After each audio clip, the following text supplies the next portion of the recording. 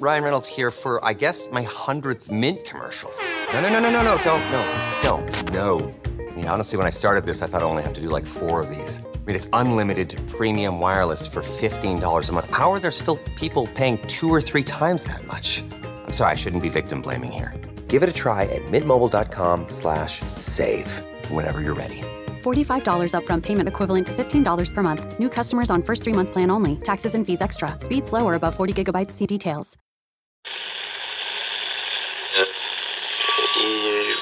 Ampire.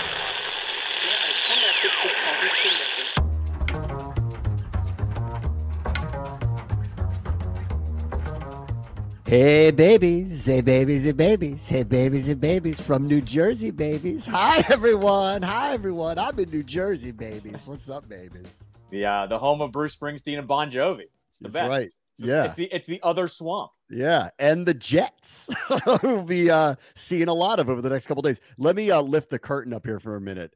It's 11 a.m. if you're listening to this live. And obviously, I'm at the practice. So this is pseudo live today, guys. Pseudo live today. Guys. Right. I'll have a full recap once it's all over, but we're going to be in the middle of it, and I'm going to be there checking it out. So I'm excited. We get what I think is our first real look at the team, honestly. First real look at the team. By now, you'll probably have seen some Twitter clips of whatever people got, but like, I can't even guess at what's going to happen. So this is exciting.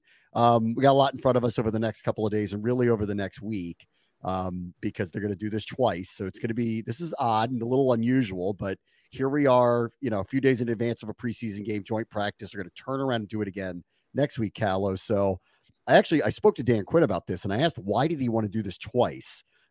It'd be one thing if the second one was at home and they weren't traveling again. But he basically described this as he wanted this to get a feel a little bit like of a regular season, that you're kind of get used to traveling a little bit. They wanted the opportunity to face other people, which I think is more important than the games these days. And so this is going to be a hectic couple of weeks for the preseason, but there's plenty of time to turn it around before the regular season. And I do feel like on some level, I didn't ask him this directly, but I do feel like on some level that if it was up to him initially, they might have gone away this year. I mean, like, this is the first year in a while that they've been back in Ashburn that they've had the team stay together at a hotel and away from their families to try to give that feel of going away and building chemistry. And I think this was a secondary way of just getting them out of their comfort zone, getting them together, trying to build chemistry, and we'll see if it pays off. Bold strategy, Cotton. Let's see if it pays off. Well, I mean, we've heard players from different generations of this team talk about the Ashburn training camps, that it's not like a normal training camp. You get to go home. You're not stuck with your teammates. Like, I specifically remember Santana Moss talking about training camps back with Gibbs and Zorn, how it was kind of like the veterans get to go home and the rookies stay at the Holiday Inn or whatever they're staying out there in Ashburn. And he would even say it was a little weird. You wouldn't build chemistry the same. It was, you were going to work, and then the workload just kind of changes in the regular season. So I'm not surprised Quinn would want to kind of put these players in a bit of a pressure cooker to see who they really are, because he doesn't know who any of these guys are. He hasn't seen any of them behind the scenes, let alone there's all these new players. Half the roster got turned over. He wants to see how these guys get some new chemistry. And like, speaking on that note, John Dotson talked to Kay Adams about this, and he was saying that Jaden's done a great job of like trying to get to know the guys better. Like, he was giving Deron Payne crap about Alabama. Like, apparently Jaden like is like all over these guys, just trying to get more out of them. And so I think that's where Quinn's getting at, though, is he'd like to put him in a pressure cooker a little bit more. And if I'm on Deron Payne's side, I will remind Jaden of Brian Kelly's weird accent that he uses that he got when he went down to LSU. Right. Not that I'm picking sides, but like, how many years did we do the crazy Brian Kelly bit after he all of the sudden became very Southern?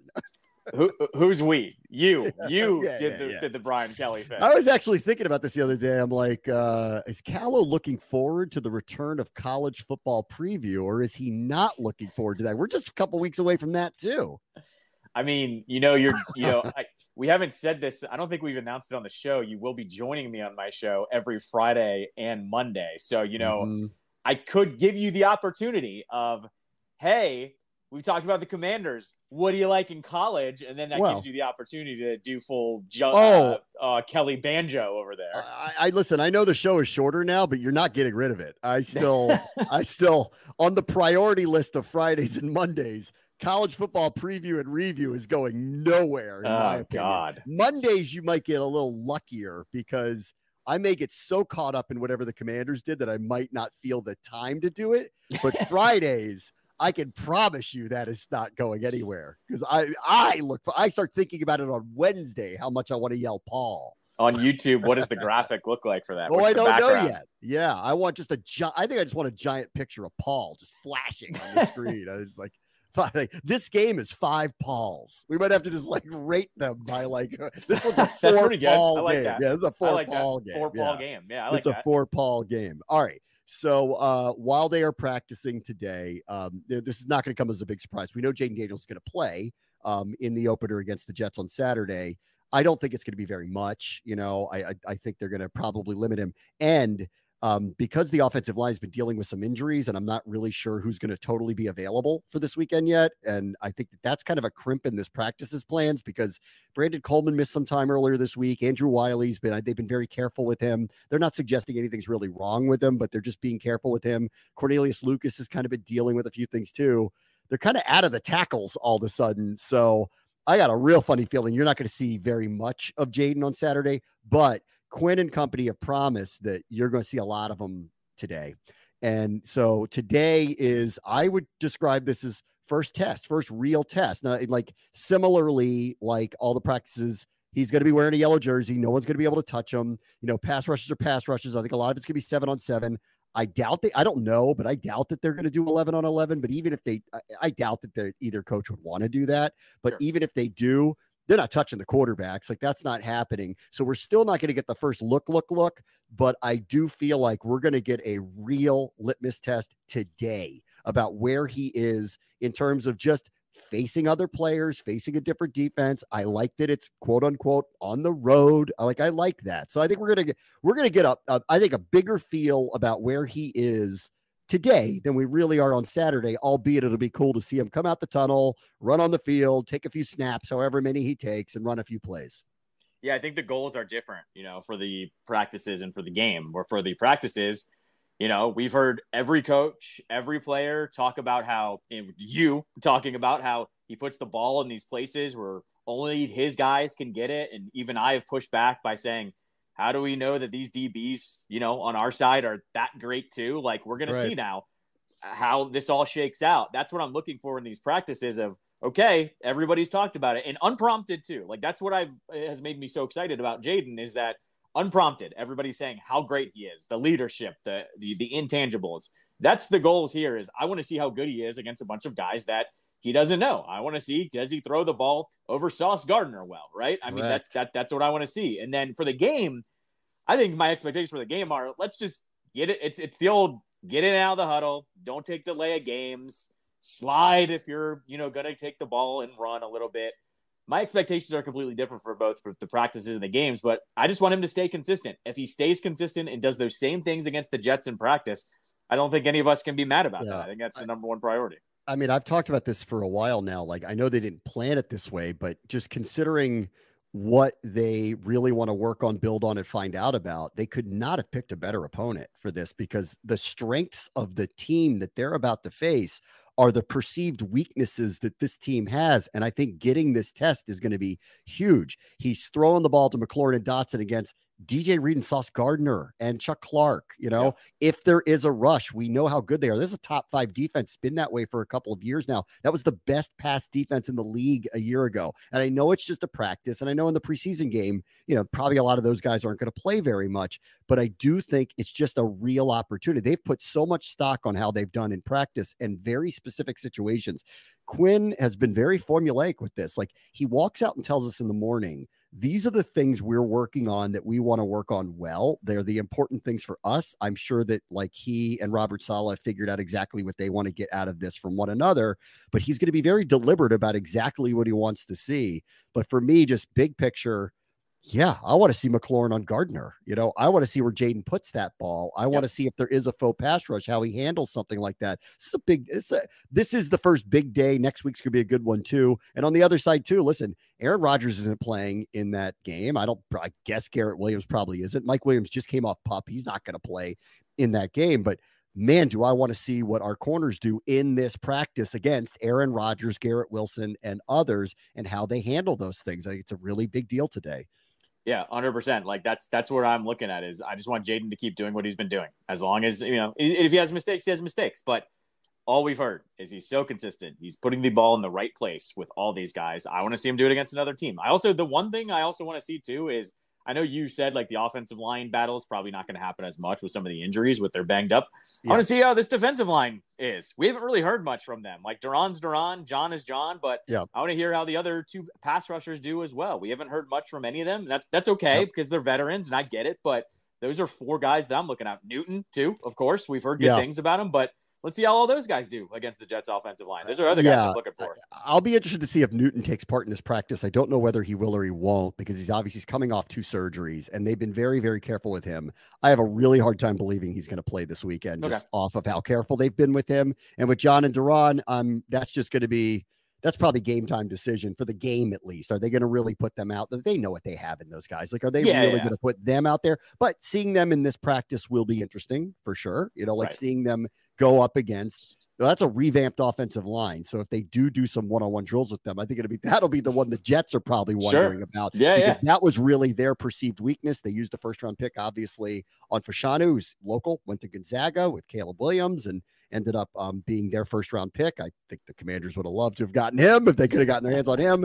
I'm sure they want to see him. I think they want to see their line up against our defense. So we're serving a purpose for them as well, but I don't know what that means for the other side. One more thing on the offense that I know is a real key thing to watch today that I'll be talking about tomorrow. I know that this team really wants to see how their run game works right now, that they want to see Eckler, Robinson, in what roles they might run, how the line, especially in the middle, because those guys are going to be available to practice. I just don't know how many of the tackles are going to be able to, but they are. I think they want to see how that functions. So again, if we're looking for something, and I know it's a boring thing to look at and only they know what they're looking at, and I'm not going to be sure if we're going to be seeing the success they're looking for. I do know that it's very important to Kingsbury and company to see how their run game functions now. So I know everyone's got their eyes on Jaden and all that. I know that they're thinking about their run game because I think they feel like they can be a surprise with it because people don't know how they're going to utilize their personnel because Robinson and Eckler are very different backs. How are they going to utilize them, whether separately, together? What formations are they going to put them in? I don't know how much they're obviously going to show of any of this, but they're trying to get some information about what they think. As Quinn has been putting all summer, we're going to find out what we do well because we want to put our players in the position to do well. This is year 3 for Robinson, 3rd different offensive coordinator, very different offense again. They love him, and he's going to be a featured player here. But how does the second season in a row where I go, I'm not sure exactly how he fits yet. We're going to find out in real time in the next week for the run game. I think is a very big deal. No, and especially, they have a rookie quarterback. You can't rely on Jaden out of the gate. You know how this works. You need to have a solid to good run game for this offense to actually get off the ground, essentially. And you're right. We don't know what the roles are for Eckler and Robinson. They clearly want to use both of them prominently. They made that known pretty much from the start. It sounds like it's going to be the old Patriots when it comes to fantasy, right? We don't know who's actually playing what roles here. I'm with you. I'm very interested to see that. To me, that just folds into the offensive line too, though, because if they're not clicking, it doesn't really matter who's back there running the ball. They need to be clicking as well. I'm with you though. This is just it's an underrated thing because I think everyone looks at it and goes, "Oh, B-Rob's fine, Eckler's good." The run game is going to sort itself out. We don't know how they're actually going to run their scheme, so we don't know how. That belongs to the running backs and the offensive line as well, and that also goes on the tight ends a little bit too. So yeah, we'll definitely see how it checks out. We will see. On the other side of the ball, there are a couple things that I'm watching. I'll go back to the corners, which I think is a really big deal here. The offensive line, we've made a really big deal of the fact that it's been very fluid throughout camp, and they're obviously working people at different positions, and I think they're trying to settle on who their starting 5 will be and who the primary backups will be, and they've been kind of working through this process. I really thought that would happen with the corners, but it hasn't. If you've watched practice the first couple of weeks, Forbes and St. Juice take mainly the reps with the ones, if you call them that. Mike Davis ends up kind of filling in there. Sandra still seems to be a day one slot corner starter, but I don't think that that's settled at this point. And I think this next week or two, and they've kind of hinted at this next week or two, putting them up against other competition, I think may change some of that dynamic. So I think this is a humongous week for specifically Emmanuel Forbes, like an enormous week for him. Like the first couple of weeks led me to believe, well, they must be more confident in him than I think we all were. Because I think we were all kind of like, let's see what happens here. But they kept featuring him. So I just got the impression, because they were featuring him, that, well, maybe it's not as competitive as I thought it was. Let's see. Because I think this next week with Rodgers, Wilson, and whoever else on the other side, probably not Mike Williams. And then next week, Tua, Tyreek, Jalen Waddle. This is a huge week for him to, I think, make the case that he should, whether he starts or plays prominently in the defense. I think this is his summer, in my opinion. This is his summer, is this next week, and specifically these two practices. Yeah, I didn't get to talk to you with the unofficial depth chart because you had it covered. But Forbes being, a legit backup for the first time since he's gotten here, like in camp, right? He got eventually benched last year, but in terms of camp, being a second string type player, I'm wondering if Quinn is using this as motivation for him of like, hey, you're a first round pick, but you weren't our first round pick. And everybody's on, a new level here with a new regime, new coaching staff, everything. And I'm kind of looking at it as maybe Quinn is using this to motivate him. And you know what? Like, same thing. We're going to see things happen in practice, right?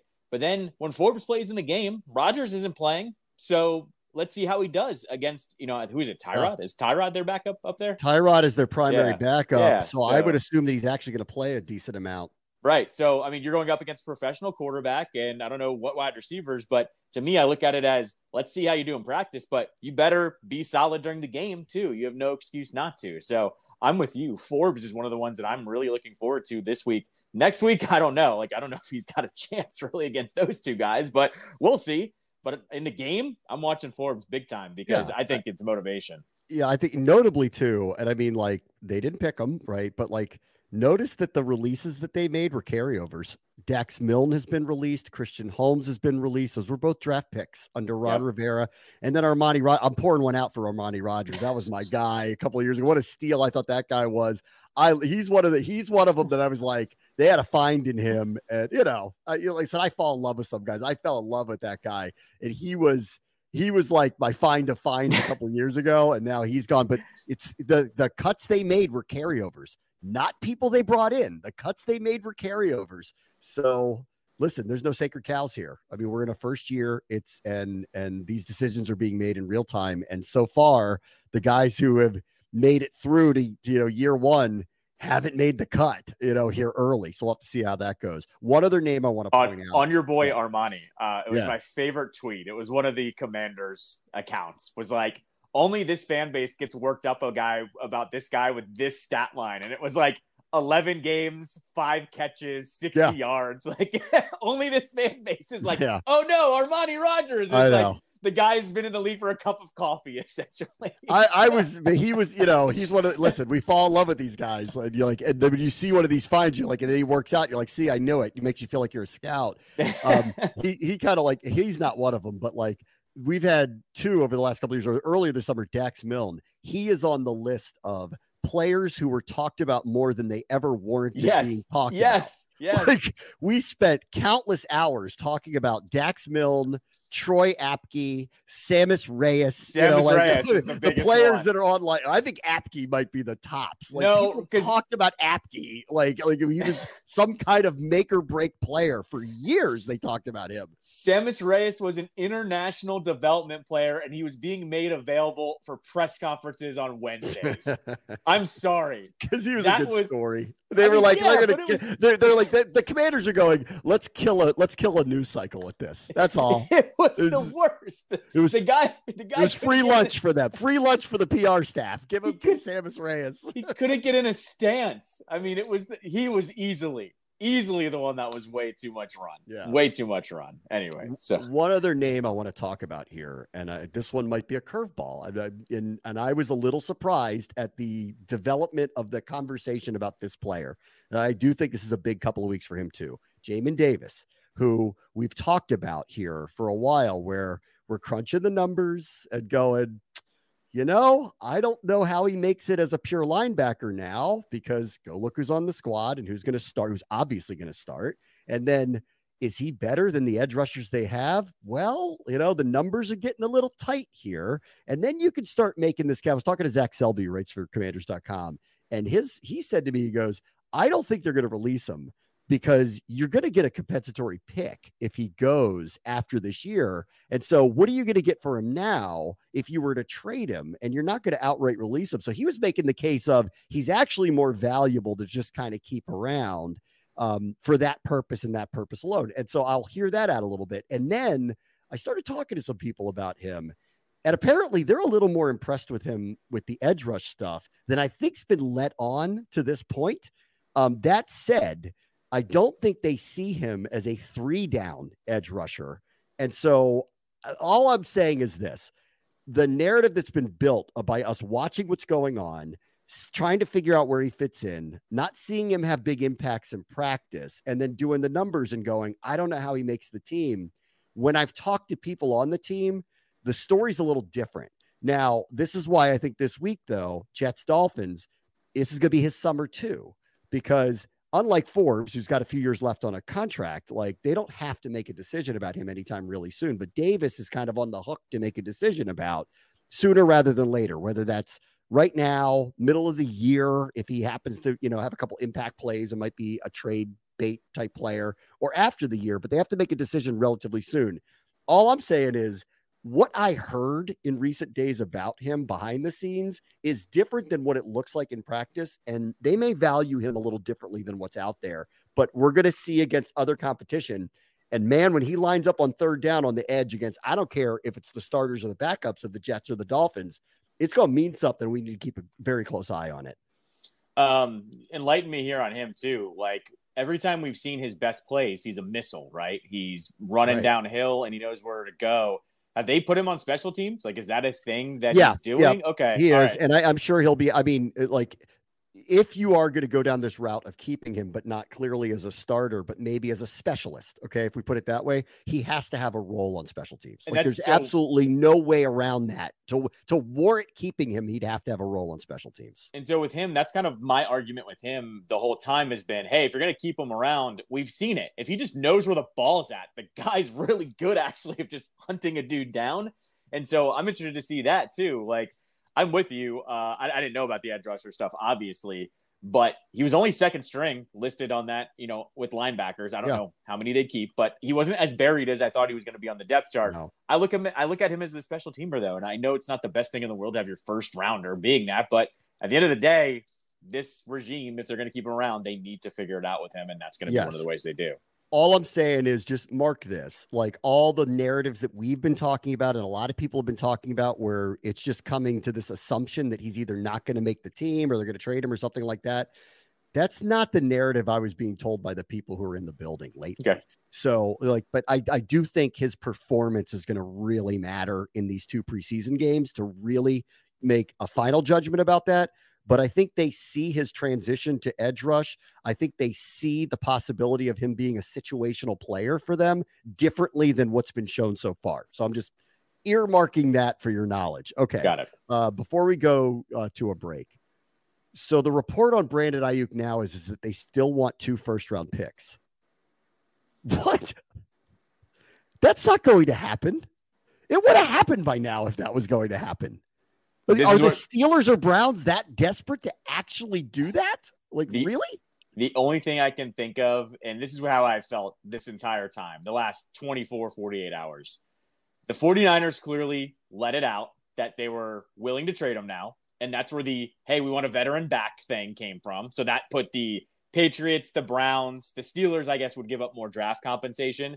Now I think the deal is pretty much ready to go. They're now saying, well, if anyone wants to give up 2 firsts, right, we'll do it. And then we're going to hear, later on today, he's been traded to the Steelers for whatever they're doing. Agree. I think the Niners are just trying to say, does anyone want to be a sucker? Ditch. Yeah. Right. Does anyone want to be a sucker? Yeah, maybe. Who got carted off yesterday? I'm trying to remember who got carted off. Some wide receiver got carted off, and it's escaping me who it was. But they're going, anyone else desperate? They want to throw 2 firsts at us and get this guy? I think that's all that's happening right now. It's the Niners playing the market. Yeah, maybe. I think so. I did, I don't know if you've read like what New England said. New England was hot and heavy and actually seemingly wanted to give them something close to what they wanted. And apparently Ayuk has been ghosting them. So yeah, and the Patriots aren't going to do it unless they're good. Like whoever's going to do it has to sign him to the deal. Apparently he doesn't sound like he wants to sign a deal with them. So he's pulling full NBA. Like he's like, there's only certain places I'll go, which I think has slowed this down and complicated it too. Otherwise, it sounds like the Patriots were willing to kind of do whatever it took with San Francisco, but Ayuk's ghosting them and won't call them and won't take a deal with them. There are 2 quotes from Justina Anderson that are like eye-opening to all of this that are crazy. One was they were willing to offer him $28.5 million a year. That would have made him the 5th highest paid wide receiver in the league. Okay. So he would have gotten compensated. 2, she said, they feel like he wants to go to Pittsburgh. Yeah. The other quote, though, was, well, he'd also rather go to the Browns than the Patriots because that offers him a better shot at winning right now. And all I could think of was like, when in my lifetime have we ever said the Browns had a way better shot at winning than the Patriots? You know where he has the best shot at winning this year? The San Francisco 49ers. Right. I don't know if he's forgotten how good they are. Not for 28 mil, though. Not for 28 mil. So that's double the salary. Deshaun did this. You want to make the whole thing guaranteed? Yeah, I'll play in Cleveland. Sounds great. Yep. And he's saying, you want to double my salary this year? Yeah, I'll go to Cleveland. Sounds great. Exactly. But he won't go. Boy, things can change. He's telling New England, the resident dynasty of this century, nah, you Kick guys rocks. are nothing. Yeah, see you later. Bye-bye. I'd Not rather only that, go to Cleveland. Not only that, better chance to win in Cleveland, and that division is a bloodbath. Every year, we never knew who's going to be good in that division. There's no guarantees. Right. So, yeah, ridiculous. All right, we'll take a quick break. Bram Watch the Show, ESPN 630 at Sports Capital.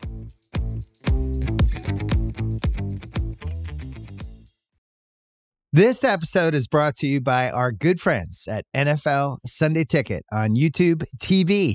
I'm sure by now you've all gotten back into your Sunday routines, but they could be even better. With NFL Sunday Ticket and YouTube TV, you get the most live NFL games all in one place, every game, every Sunday. And you can even watch up to 4 different games at once with Multiview, one of my favorite inventions of this decade. It's exactly what you need to catch all the action. Make your Sundays more magical. And also, YouTube TV is great. I got it this year. It's awesome. Sign up now at youtube.com/BS. Device and content restrictions apply. Local and national games on YouTube TV. NFL Sunday Ticket for out-of-market games excludes digital-only games. This episode is brought to you by Experian. Are you paying for subscriptions you don't use but can't find the time or energy to cancel them? Experian could cancel unwanted subscriptions for you, saving you an average of $270 per year and plenty of time. Download the Experian app. Results will vary. Not all subscriptions are eligible. Savings are not guaranteed. Paid membership with connected payment account required.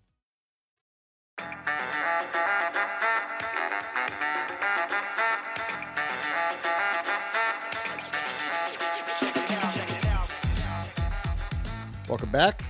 All right, we're finally getting the details, sorta, on why the Eagles were terrible last year from the middle of the season on. Jeremy Fowler wrote a very, very long piece about how Jalen Hurts and Nick Sirianni basically don't get along at all, which is kind of creeped out into public knowledge, but he's got a lot of unnamed sources basically saying that they do not see eye to eye on literally anything. And Hurts, it got to the point where he was, and this is where things are going wrong, totally freelancing in games. There's one example. I remember this now late. I can't remember who it was against, but late, they needed a field goal to tie. Seahawks. And he Seahawks. Yeah. And he chucked a ball down the field that got picked off when they were not in field goal range, but close enough. And they've got a really good kicker, Jake Elliott. and they took a weird chance down the field. Sirianni, after the game, stood up for him and said, we were trying to get a pass interference call when apparently that wasn't even the call. So I'm now even more and more and more, not that this like seems to be state secrets. It seems to have been obvious that was the case. I still go back to, how is he the head coach right now? If the quarterback who you've paid $250 million doesn't believe in his scheme, doesn't want to work with him, clearly are very different personalities, how do you think you're going to fix that? And then change the coordinators around it. It gave you every reason to bring in a different head coach, and they didn't. That's what I need an answer to here, because I think Howie Roseman and Jeffrey Lurie do an incredible job with their team, and they pivot when they have, like, I've praised them for years about when things go sour, they know when to get away from it really quickly. Things went really sour, but they're running it back with the two most important people in the building who would rather never speak to one another. I don't know how that's going to work.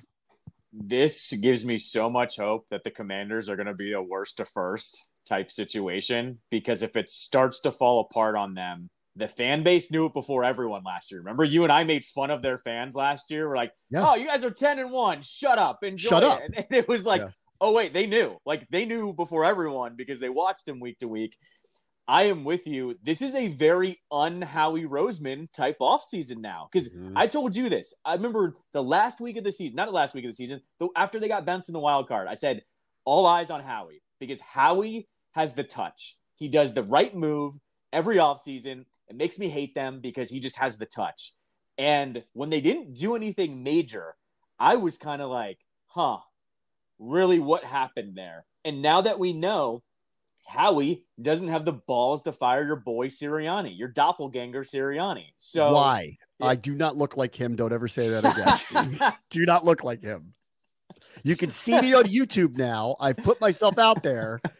Don't like. Should I put on the graphic the Nick Sirianni, the Bram Sirianni show?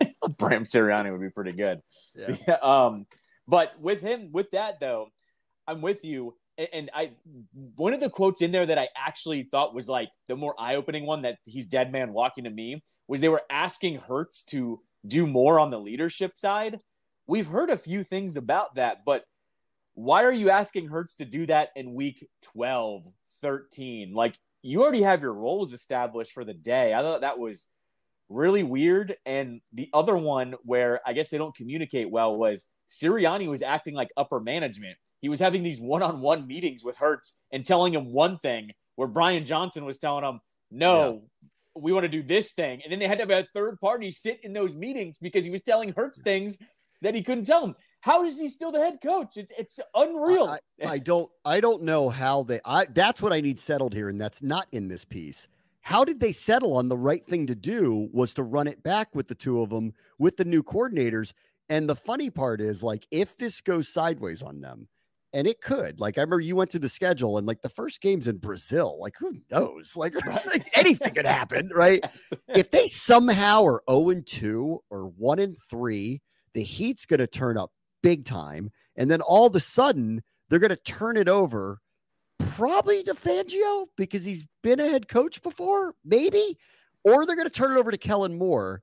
And he's going to find out that if he doesn't turn it around really fast, or the offense doesn't look that great, they're going to roast him up there. I mean, they're just going to roast him.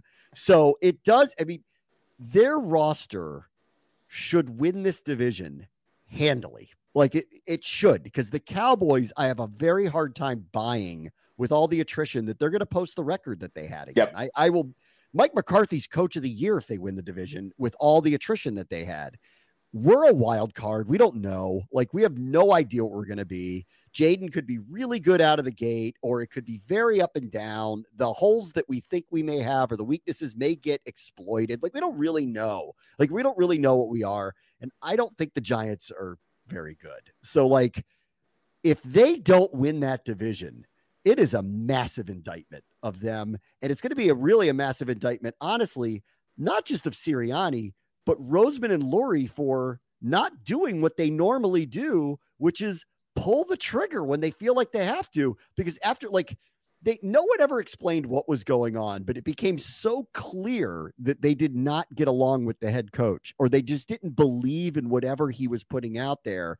You could see it. I remember early in the year, they're blowing people out, or they're winning, and AJ Brown's throwing fits, and he's leading the league in receptions and yards. Like, none of it added up. Like, none of it made any sense. And then it went sideways. They could never get it back on track. I need to hear from them. Why did you think you needed to go back to that? Like, that didn't make any sense to me. The other part of that too is AJ Brown now mulligan. Like, clearly it wasn't him. Like, there was a legit frustration between the two of them, and that's why he was probably blowing up at both of them on the sidelines. And how he turned around and gave him that extension. So clearly, I actually have to take back everything I said about AJ Brown. Like, number one wide receivers are going to act like number one wide receivers, but now it's like, okay, I get it. You were pissed because whatever the game plan probably was during the week was getting thrown out during the game. Because the other thing we haven't even mentioned yet was all of a sudden too, Sirianni was starting to override play calling. It was like, You can't do that in the NFL. Like, these guys put together scripts. Like, Shanahan and McVay would punch somebody if somebody was trying to overtake them on their scripts every week. So that's the other one. And I'm with you. Like, I just can't believe he's still the head coach. Why would you stick around? I point over to Dougie P. Dougie P won the Super Bowl, and they were pretty quick to get rid of him. This guy got there, but didn't win one. And you've almost given him a little bit more leash than you did with Dougie P. That's a little bit much. The other thing, it wasn't really talked about in this, and I think keeps getting overlooked, was, and they kept saying like they weren't running the ball enough. And obviously with their offensive line and his ability to run along with the running backs, you'd think they would have done more of it. And I agree with that, with one exception. And I know this because, we were preparing for them. He was Hurts. He had knee issues last year, like obvious knee issues last year. And I think it's the one missing part of this, where to defend Sirianni at all, they weren't going to be dialing up quarterback run plays with him because he wasn't capable of doing them, and they were going to get him hurt, more hurt than he already was. So if there's one thing I would say about Sirianni, like, if he was getting away from the run, which really involves Hurts in a big way, they're not a straight lead run team. They are a misdirection zone read type run team. Well, if you can't do that because you don't want to put your quarterback at risk, I don't know, you got to do something else. And they do have two premier receivers. So I also think it's just a personality issue. Like, those two are oil and water, and that's probably part of the problem. But I think that was the one part of reading that I felt was like just a touch unfair. Did you forget how hurt Jalen Hurts obviously was a year ago? And maybe Sirianni was trying to protect him a little bit through the year. Right. No, I mean, that's definitely a huge one. I don't understand too, like you just mentioned, two legit wide receivers, pretty star-studded offense, really good offensive line, really good defense. Why didn't you play Mariota? Like, right, professional quarterback. Like, it's not like they had the original version of Heineke back there where it's like, oh God, we put that guy out there, we have no idea what's going to happen. You could have rested Hurts a little bit. You were 10-1. Like, you made the wild card anyways. I really didn't understand the plan last year. I didn't either. It was weird. It was really weird. No. So we'll see how they run it back. But it is the one thing that when I look at them and I go, I don't know how anybody beats them in the division, except for they may hate each other. Yeah, themselves. I mean, they may hate each other. Well, the other one here too. The piece didn't mention this, but like, how you didn't put that crap away to try to get Kelsey another ring. Like, that's the one that actually irks me the most. Is like, you had this guy coming out every week, taped up ankles, taped up wrists, barely could walk, doing that crazy tush push thing. Like, how? Like, they weren't just like, hey man, let's try to just put things aside and try to get this guy one more ring. And Kelsey's like, peace, guys. I'm not dealing with this anymore. Like, I taped up my whole body every week for this. I'm out. Yeah. Like, I'm going to go podcast. Bye. That's right. Yeah. All right, let me take a quick break. Very much the show is ESPN 630, the Sports Capital.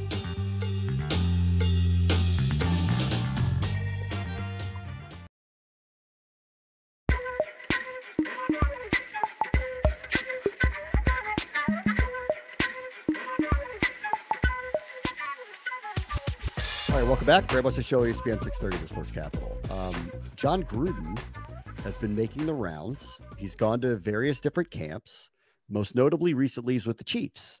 Andy Reid, of course, worked with Gruden years ago. They've known each other for a very long time. The reporters there asked him, are you priming him to take a role with the team at some point? And Reid very quickly said, no, we're just having him here as a consultant. I bet here's a hot take for 2024. He's hired next year in some kind of pretty major capacity with the team. I don't know about head coach, but I bet offensive coordinator or something, or assistant head coach or something like that. I think the ground is softening for him to get back into the league. The lawsuit that he has is going to go away. The league didn't blackball Brian Flores. He's still coaching in the league, even though he sued them. So Gruden got railroaded pretty hard. I'm not defending what he said in the emails. It was terrible. But I think the ground is softened here. And too many people still like him in the coaching circles. Too many people still think his voice matters, that they want him around star players to talk to them and consult with them. So I bet John Gruden's back in the league next year in some kind of capacity. Head coach or nothing. That's where I'm. Well, that's where you have to ask him. Would he be assistant head coach, offensive coordinator? Would he take something like that? I don't know. He also had a 10-year deal. Like, he should still be a head coach technically.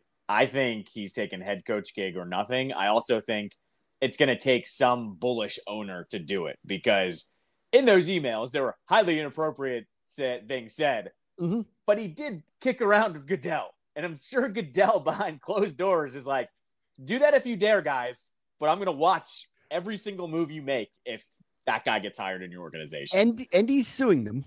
So, there's that. Right. But I don't know. This is multiple teams now have brought him in as a consultant. So they think his opinion matters still. Like, they're not kicking him to the curb. So that's my first hot take for next year. Next offseason, I bet he's in the interview cycles again. Like, well, watch. I bet he's in the interview cycles again. We'll see. Did you see the mock-ups of the new Titan Stadium and the thing that's in it that I think you're going to love, actually? I did not. I saw the mock-ups of the Brown Stadium. I did not. I'm going to talk about Titans that. Yet. Talk about that in a minute. The Titan Stadium, which has already been approved, they have the money for it, in the middle of the Titan Stadium. And I think it's perfect for this town. They're going to have a live stage. Okay. They're selling tickets. And if you're in this area during the game, they have dubbed it the mosh pit. And they want they're going to vet the fans that they sell the tickets to be in the Titans mosh pit. All in. This is how it should be. I knew you'd love it. I knew you would love that one. I told you this. I know lower level is a crap ton of money for teams, but I've said the Commanders, their new stadium, there needs to be one section in each end zone that's like diehard fans. You got to go to every game. If you can't go, you got to throw them back in the pool, and a very specific fan gets them back. Like, there needs to be more of this. I totally get it. The NFL needs to make their money, but there needs to be more of this where you treat it like college. Like at Maryland games, I remember my friends when they were at Maryland, you had to go to those crappy non-conference games to get the Duke tickets because you had to scan in with your ID. This is how it should be. I'm not saying everybody has to do it, but for the real diehard fans, yes, love this 100%. Ted, where's the mosh pit at Caps games? I want the mosh pit at Ted. I want mosh pit at Caps games. Where's that at? The mosh pit. That's right. Upper level. Put it all the way ready at the top. to throw down, Michael. That's right. Have some Bad Brains blasting the whole time. Be great. All for the nookie. That's right. Exactly. Where's that at? I want it for hockey games. Man. I want it for hockey. Here's what I want for us, actually. Like, one of the differentiators we had at our games was the marching band, which has been brought back, but it's a very traditional version of it, actually. I want them to actually go all out on this and get a really good modern marching band that plays whether it's going to be Hail to the Commanders or some kind of theme song, but that's what I think we could lean into to be our little differentiator in our stadium. But get a more modern band, play some more modern type music, play it more often during the games. They're visible, they're heard, like a college atmosphere. there's nothing like watching a Florida game and you hear that band going almost constantly, or Ohio State where you hear that band going almost constantly. I think that could be a differentiator. We had that forever, but it was a very traditional version of it. I'd like to lean into a more modern version of a marching band that plays a lot more during the games. So it's one of the few things that I love that the Ravens actually copied the then Redskins. When the Redskins had their band, they were the only team in the league that had one, right? But the Colts used to have one years and years and years ago before they moved. Yeah. Okay, but at the time, the Redskins were still the only ones. And as you said, very proper uniforms, the hats, everything, right? But what the Ravens did is they leaned into Baltimore. So it was more like a drumline feel. Yes. And they still have them. I'm with you. They need to go to that to have it more of a DC feel than kind of this uppity high school band. Like that's the only way I can describe it. Like I want the college band. Yeah. I mean, in the good old days, like the very formal band would come out and they would play Hail to the Redskins. And formation on the field. It was the formation, was the whole ceremonial thing. And then they'd go up to their seats and they would play the song when they would score. But like, I would like to see a more modern version of it. Like, let's lean into it. You hear go-go beats happening throughout the game, like stuff like make it very DC. So that's my first little recommendation to the new ownership group. Let's lean back into the marching band, but get a very, very modern version of it again.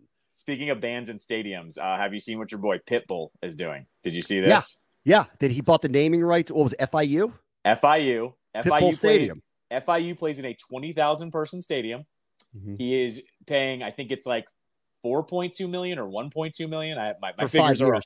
Yeah, for like 5 years. It's like $5 million for 5 years. Yeah. Did you see the clause in that though of what he's doing? He gets to use it 10 days a year for his concerts. So he's just gonna make his money back easily. Like more than right. And I'm like, this is the most genius thing I've ever seen. And then I clicked on the link. He's going to participate in what's called Vice Nights. Have you seen FIU has their own version of Vice jerseys, all black, neon pink and blue numbers. Ooh. And I'm like, I might be an FIU fan now. Like Pitbull Stadium, Vice jerseys. I might be an FIU fan now. I mean, Virginia Tech hasn't done much for me lately, but like, give me some. They're your Wrexham. They're like, you're into it. Give me some sick uniforms and Pitbull. Let's go. I'm in. Yeah. I'm in. Since you mentioned the Browns thing, I'll just mention I saw this too.